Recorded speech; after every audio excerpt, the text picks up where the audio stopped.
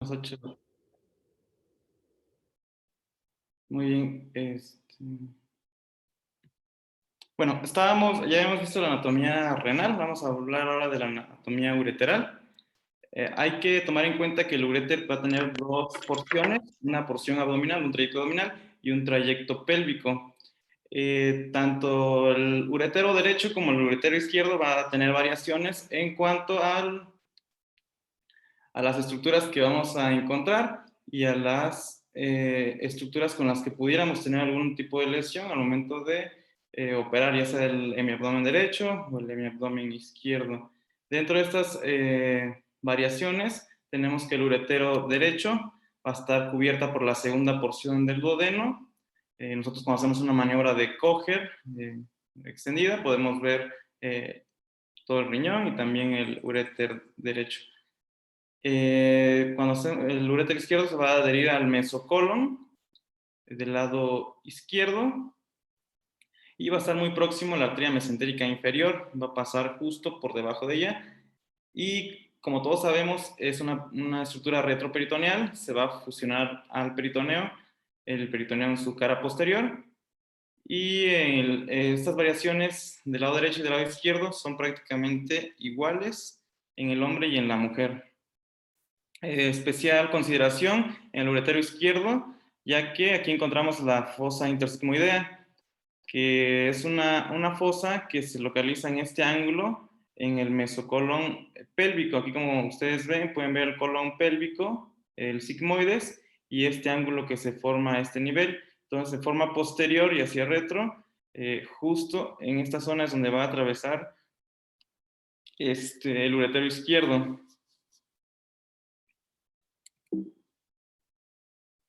Bueno, dentro de las bases anatómicas del uretero, como vemos aquí, va a tener tres porciones, superior, medio e inferior. También lo podemos dividir así. Ahorita vamos a ver en cuanto a su irrigación. Y bueno, vamos a ver que tiene algunas estructuras, estenosis, a varios niveles, ¿no?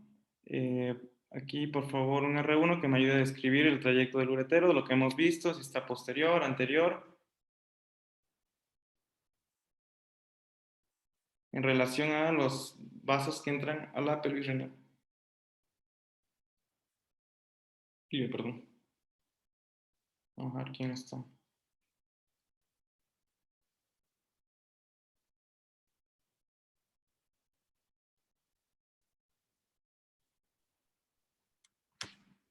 Saray, ¿podrías contestar?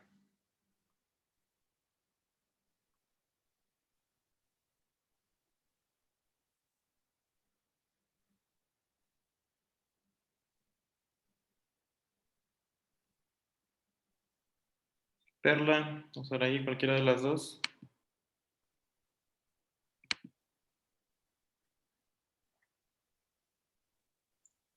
Doc, ¿me podrá repetir la pregunta? O sea, ¿quieres saber las referencias anatómicas del uréter?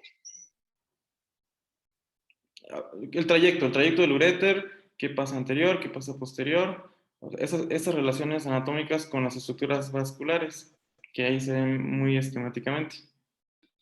Ah, ya, ok. Bueno, en la porción superior, el uréter pasa por detrás de los vasos renales.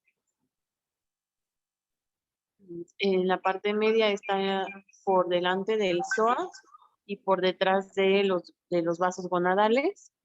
Y en la parte inferior, no recuerdo bien la relación exacta ahí con la uterina en el caso de la mujer, pero se encuentra aproximadamente a 1 centímetro y es una de las referencias anatómicas de cirugías de pelvis. Y pasa por delante de las ilíacas. Muy bien, gracias. Bueno, ya hablamos de la porción abdominal, ahora tenemos que tomar en cuenta la porción pélvica. Hay partes que van a ser comunes con respecto al hombre y a la mujer y hay variaciones también que te vamos a mencionar. Entonces, el uréter va a ser atravesado anteriormente por la arteria umbilical en la porción pélvica. A la izquierda el uréter se va a encontrar detrás de las arterias sigmoideas. Esto pues, es lógico, ¿no? Ya vimos la fosa intersigmoidea. Y el uréter abdominal superior debe ser movilizado. Bueno, eso es en cuanto a lo quirúrgico. Se moviliza lateralmente la porción superior y el uréter pélvico hacia medial, ¿no? Y bueno, aquí como vemos cómo el uretero cruza la arteria ilíaca interna, bueno, pasa anterior a la ilíaca interna. A partir de esta zona se considera un uretero, bueno, la porción pélvica del uréter. De ahí hacia arriba se considera la porción abdominal. En el varón, sin embargo, va a haber una variación en la cual vemos que el conducto deferente pasa posterior al uréter y lo cruza de forma anterior, justo aquí donde está el vértice de la vesícula seminal. Como pueden ver aquí está la vesícula seminal.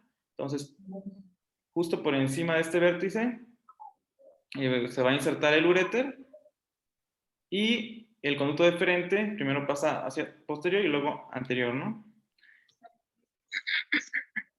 En cuanto a las mujeres, tenemos que la arteria uterina va a atravesar anteriormente el uréter. Esto especialmente lo podemos ver en cirugía ginecológica, que pues bueno, al momento de identificar la arteria uterina, puede haber lesión del uretero. Va a estar de 1 a 4 centímetros lateral al cuello uterino, como ustedes pueden ver aquí. Y bueno, antes de entrar a la vejiga, el uréter va a pasar 1 centímetro por encima del fondo del saco lateral de la vagina, próximo a su pared anterior, y lo que ya mencionábamos, 1 a 4 centímetros lateral al cuello uterino también. En esta intersección que ustedes ven, pues es donde puede haber lesión del urétero. El uréter pélvico es muy vulnerable anteriormente a la bifurcación de la arteria ilíaca común. Como ustedes ven ahí, prácticamente está en esa región. Y bueno, el uréter pélvico va a estar anterior a los vasos y nervios ováricos, ¿no? Lo cual, perdón, posterior. El uréter va a ser posterior y los vasos y los nervios ováricos van a estar de forma anterior. Bueno, el uréter tiene 3 estrechamientos característicos y el primero va a ser en la unión urétero-pélvica, el segundo va a ser en el reborde pélvico, los vasos ilíacos, y el tercero va a ser en la porción intravesical. La pared ureteral tiene 5 capas histológicas. De afuera hacia adentro tenemos primero la vaina de tejido conjuntivo retroperitoneal, que es esta. Tenemos una adventicia por donde discurren los vasos y una capa muscular. Esta capa muscular a su vez va a tener 3 fascículos. La primera capa, que va a ser la longitudinal interna, circular media y una longitudinal externa. Esta configuración de los músculos van a dar una cubierta muscular helicoidal. Más hacia adentro tenemos la lámina propia y la mucosa. Y bueno, aquí tenemos la irrigación. El aporte sanguíneo de los ureteros pues es bastante peculiar. Menciona el Scandalakis que es tan rico como pobre. En forma global, el suministro sanguíneo es bastante bueno y tiene una red anastomóstica bastante rica, que ya veíamos que está en la capa adventicia. Sin embargo, el aporte sanguíneo en el segmento medio va a ser malo en comparación con los segmentos proximal y distal. Bueno, de estas arterias que ustedes ven aquí, igual otro R1, ¿quién está ahí? Estaba Richie. A ver, Richie, estás coordinando la clase, ¿verdad? Ah, no es cierto, Ale está coordinando la clase. Richie, ¿nos puedes ahí apoyar? ¿Qué vasos ves que vienen o que aportan irrigación a los ureteros? Sí, doctor. Eh, pues son ramas de la aorta, y dice de la espermática interna y de la hipogástrica y de la vesical inferior y la uterina. Y dice que parte de la ilíaca externa, doctor. Muy bien, Y entonces, creo que hay ramas directas desde la aorta. entonces vemos que es bastante rico el aporte de lo que mencionábamos. Principalmente el suministro arterial va a estar dado por la arteria renal, la gonadal y las arterias ilíaca común e ilíaca externa. Y bueno, lo que ya mencionaste, también tiene irrigación y hay ramas aórticas, la arteria vesical superior, la vesical inferior, la arteria uterina y la arteria rectal media. Y bueno, aquí vemos otra proyección y vemos en cuanto al porcentaje y frecuencia de los vasos ureterales. Y bueno, está basado en cuanto al aporte, ¿no? Bueno, aquí como menciona, es el porcentaje de vasos de cada uno de los vasos contribuyentes en 50 piezas. Perdón. En combinación, estos van a sumar el 88% de los vasos y el 12% restante va a incluir los vasos derivados de las arterias capsulares, suprarrenales, uterinas y ureterales. Perdón. Bueno, vamos a hablar ahora de urolitiasis. La urolitiasis es una enfermedad de los cálculos urinarios que puede afectar hasta el 10% de la población a lo largo de la vida. Los cálculos van a ser un agregado cristalino de uno o más componentes. Generalmente el más frecuente es oxalato de calcio, sin embargo también puede tener fosfato de calcio, fosfato de magnesio, amonio o estrubita, ácido úrico y cistina. Aquí vemos una imagen de cómo se ven los cálculos de oxalato de calcio en el microscopio, ¿no? En un sedimento urinario. Generalmente los cálculos que contienen calcio y estrubita van a ser visibles en las placas simples. Sin embargo, las tomografías van a mostrar todos los cálculos, excepto los compuestos de indinavir, perdón, que es un antirretroviral. Y este medicamento forma compuestos cristalizados, eso no los vamos a detectar. En este caso, generalmente, si recuerdan, pedimos tomografía contrastada. En el caso de la litiasis, es preferible pedir una tomografía simple, ya que, bueno, en este proceso se puede identificar los cálculos de forma más fidedigna. Bueno, existen varias causas para la formación de cálculos urinarios. La hipercalciuria debido a hiperparatiroidismo, sarcoidosis, fugas renales o sobreabsorción idiopática puede producir cálculos que contengan calcio.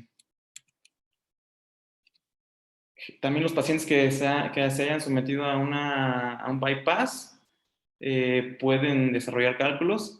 Esto debido a que se asocia a una mayor excreción de oxalato en la orina. Ahorita vamos a ver más adelante el mecanismo de absorción del calcio y del oxalato. Pero bueno, después de la derivación, el calcio de la dieta se va a unir a las grasas de la dieta no absorbidas. Y esto va a hacer que se una el oxalato de la dieta al calcio. Y lo que hace que el oxalato esté más disponible para la absorción intestinal.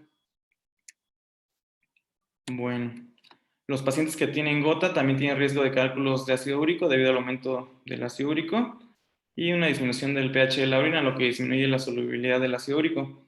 Y los cálculos urinarios pueden ocurrir en cualquier parte del tracto urinario, pueden cursar desde forma asintomática en la pelvis renal o la vejiga, pero también pueden ser una causa frecuente de obstrucción ureteral sintomática. El Schwartz menciona el límite como 6 milímetros, que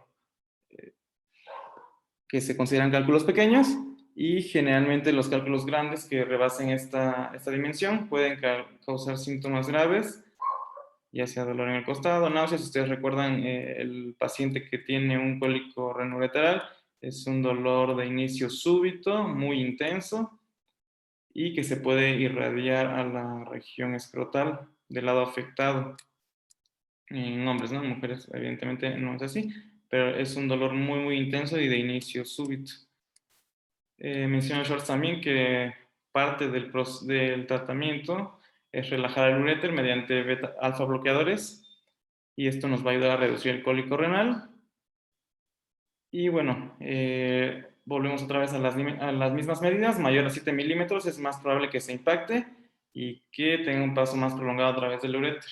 Las piedras menores a 7 es más probable que se puedan excretar de forma asintomática y sin ninguna intervención. Estos cálculos que miden más de 7 milímetros, se va a preferir la intervención en el momento de la presentación. exceptuando los casos en los cuales el uréter es el cálculo está en el uréter distal. Y esto, pues, como en las pancreatitis, como en cualquier complicación, debido a la probabilidad de que presenten otros episodios durante el proceso de espera. Y bueno, tenemos las guías de la Asociación Americana de Urología y hacen algunas recomendaciones. Y mencionan que el médico tiene que realizar una evaluación que consiste en una historia clínica adecuada y también tenemos que preguntar la dieta. Tenemos que evaluar la bioquímica sérica y se tiene que solicitar un examen general de orina en todo paciente recién diagnosticado con cálculo renal o lateral. Bueno, ya los médicos tenemos que obtener niveles séricos de la hormona paratiroidea como parte de una de evaluación inicial, sospechando un hiperparatiroidismo primario. Una vez que nosotros identificamos el cálculo, nosotros tenemos que mandarlo a estudiar, obviamente, para saber la etiología de la litiasis. Y tenemos que apoyarnos en estudios de imagen, lo que mencionábamos, con el fin de localizar tanto el número de cálculos, si es que son múltiples o si son de forma bilateral. Cuando son cálculos renales múltiples o bilaterales en la presentación inicial, o sea, cuando diagnosticamos al paciente, puede ser que estemos ante un formador de cálculos y que tenga un mayor riesgo de recurrencia. La nefrocalcinosis implica la presencia de un trastorno metabólico subyacente, pueden ser varios trastornos, acidosis tubular renal, hiperparatiroidismo primario, hiperoxaluria primaria, y esto, bueno, nos va a predisponer a la formación de cálculos.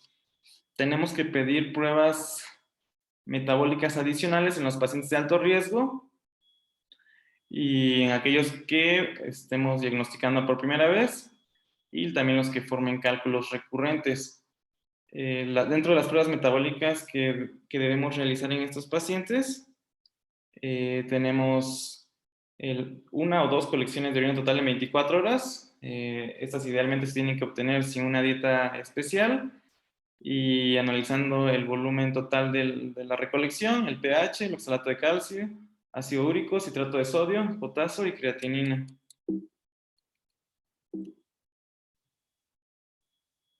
Bueno, nosotros tenemos que sospechar hiperoxaluria primaria cuando la excreción urinaria de oxalato excede los 75 miligramos día en adultos sin disfunción intestinal y deberá considerarse referir a estos pacientes para pruebas genéticas y o para estudios de orina especializados. Bueno, revisé un artículo del metabolismo del oxalato de calcio y de forma general podemos decir que la cantidad de oxalato de calcio que nosotros excretemos en la orina va a ser el principal factor para la formación de cálculos. Hay varios mecanismos por los cuales nosotros obtenemos el oxalato de calcio y uno de ellos son la dieta y la síntesis endógena. Sin embargo, este artículo menciona que la contribución del oxalato pues, es difícil de evaluar, ¿no? Primero porque es difícil controlar la ingesta tanto del oxalato como el calcio y otros nutrientes para identificar con precisión los factores, ¿no? que puedan influenciar en la excreción final urinaria del oxalato de calcio.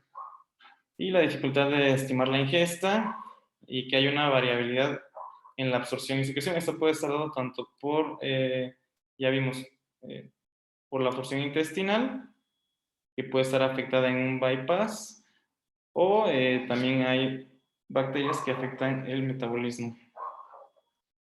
También varía el contenido de oxalato de calcio en los alimentos y las interacciones del oxalato de calcio, perdón, del oxalato con el calcio de la dieta pueden ser variables. La influencia de los microorganismos que degradan el oxalato y no hay ningún estudio clínico que demuestre que la disminución de la ingesta de oxalato reduce la frecuencia de cálculos. Richie, ¿me puedes apoyar explicando esta gráfica? Sí, doctor. A ver. Dice reducción de la excreción urinaria de oxalato en 12 pacientes sanos que consumen dieta con déficit de oxalato. Eh,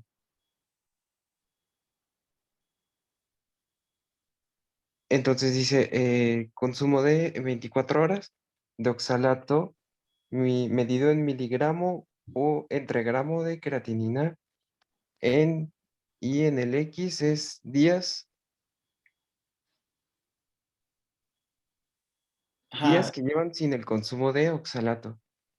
Entonces se ve como a lo largo de los días, pues se va disminuyendo la absorción y la síntesis, pues parece que sigue igual. ajá, la síntesis se mantiene igual, o sea, la síntesis no va a tener variaciones cuando disminuimos la ingesta de oxalato, ¿no? En Ajá, este paciente, en esta gráfica se analizaron a 12 pacientes sanos, en los cuales se les disminuyó o prácticamente tienen una dieta sin oxalato de calcio, perdón, oxalato así simple, y se hace una medición del oxalato urinario en 24 horas, se mide en miligramos sobre gramo de creatinina, y vemos cómo en esta gráfica de 20 llega hasta 10, o sea, sí disminuye la expresión urinaria si disminuimos la dieta, ¿no? Y pues, obviamente si no tenemos aporte de oxalato en la dieta, la absorción intestinal pues va a disminuir. Gracias, Rich. sí, doctor. Bueno, la absorción intestinal del oxalato de la se va a ver afectada por la solubilidad. Esto quiere decir que mientras más biodisponible esté el oxalato, pues más lo vamos a absorber. Nosotros ingerimos un promedio de 15 a 25 milimoles de calcio por día y de oxalato solo 1 a 3, lo que sugiere que en el intestino la mayor parte del oxalato de calcio es una formación insoluble, es decir, la combinación de oxalato con calcio se considera insoluble, de forma que si nosotros agregamos calcio a esta ingesta que ya tenemos de forma rutinaria de oxalato, eh, crea este compuesto cristalino insoluble. Si es insoluble, pues la disponibilidad disminuye y la absorción es menos. Tú mismo, Richie, ¿me apoyas con esta otra gráfica? Sí, doctor. Dice, el eje de la X dice, consumo de oxalato en la dieta en miligramos y en la Y es la excreción urinaria en miligramos. Y se ve que a mayor consumo en la dieta, pues hay una mayor excreción a través del sistema urinario. Ujú. Y bueno, en el estudio eh, participaron 39 individuos, 19 hombres, 20 mujeres de entre 22 a 43 años y buenos fueron de 4 artículos. eh, y dice, la línea punteada representa, ay, no, creo que ahí ya no lo entiendo, doctor. ¿En qué parte? Dice, la línea punteada representa Un los ajuste. mil, Ajá. 1000 miligramos de calcio en la dieta. Pero bueno, dice que la excreción de oxalato aumenta 2,7 miligramos por cada 100 miligramos de oxalato en la dieta. Ok.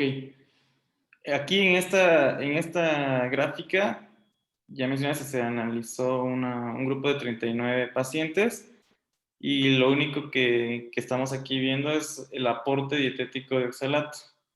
Ujú. Y pues, mencionan grupos de 200, 400, 600 y 800 miligramos, ¿no? Y vemos como a mayor aporte de oxalato, la excreción urinaria aumenta. Vienen ahí especialmente sujetos que están colonizados por Oxalobacter formigens, tanto colonizados como no colonizados. Ujú.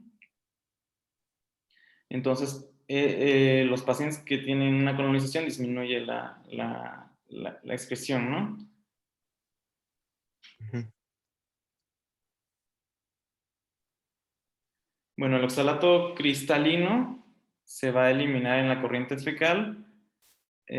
Como mencionamos, la forma soluble es la que se va a absorber. Este efecto de solubilidad fue demostrado por Tang y colaboradores, quienes compararon la excreción urinaria del oxalato después de la ingestión de dos sustancias con contenido similar de oxalato, canela y cúrcuma, pero diferentes grados de solubilidad de oxalato. Entonces, de acuerdo a este artículo, las recomendaciones son que los pacientes tienen que estar conscientes de que la ingesta excesiva de oxalato y la baja ingestión de calcio en una sola comida pueden aumentar transitoriamente la absorción de oxalato e influir en la sobresaturación de la orina con oxalato de calcio. Es decir, la forma libre de oxalato es soluble y aumenta su biodisponibilidad. Si consumimos también calcio, disminuye la solubilidad y estos cristales pues, se van por vía rectal y se eliminan, ¿no? Entonces, otra estrategia práctica va a ser el consumo limitado de alimentos que tengan un alto contenido de oxalato. Y bueno, aquí vemos algunos alimentos que tenemos que evitar para limitar la excreción de oxalato en la orina, ¿no? ¿Me apoyas tú mismo, Richie? Sí, doctor. Dice, eh, ¿qué alimentos se deben de evitar? Sería la espinaca. Uy, es que no me sé esos nombres. Selgas. Acelgas, ajá. Ru, Yo busqué esto, es ruibarbo o algo así, pero la verdad es que no lo conozco, es pero muy bueno. específico, sí. Ajá. Y bueno, limitar pues la papa, el chocolate, las nueces, eh, la avena y pues se recomienda una ingesta de calcio en cada comida de 300 a 400 miligramos. Ajá, exacto, ¿no? Esas son las recomendaciones de la ingesta de calcio, ¿no? Como ya mencionamos, el calcio sumado al oxalato, pues nos disminuye el riesgo, o perdón, la tasa de expresión del oxalato de calcio urinario, ¿no?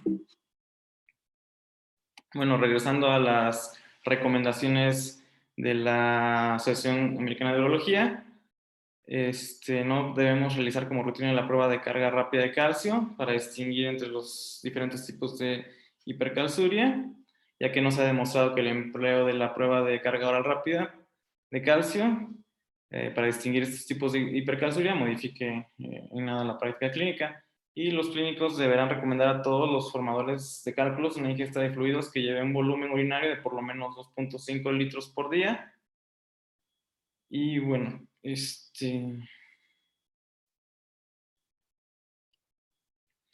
Bueno, los clínicos deberán recomendar a los pacientes con cálculos de calcio y con niveles urinarios de calcio relativamente elevados que limiten la ingesta de sodio y que consuman entre 1000 a 1200 miligramos de calcio dietario por día. Ya vimos la explicación de esto.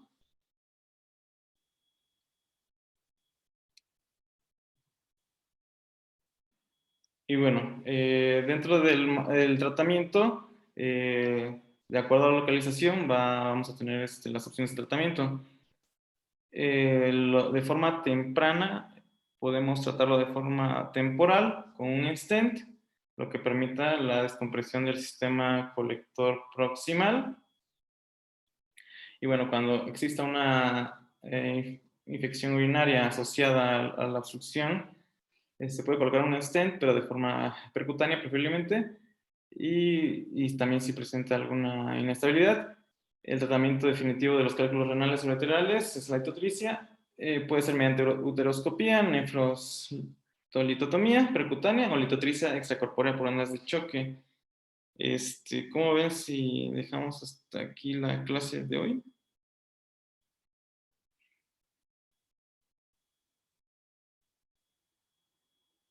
No sé qué opinan mis compañeros de R4.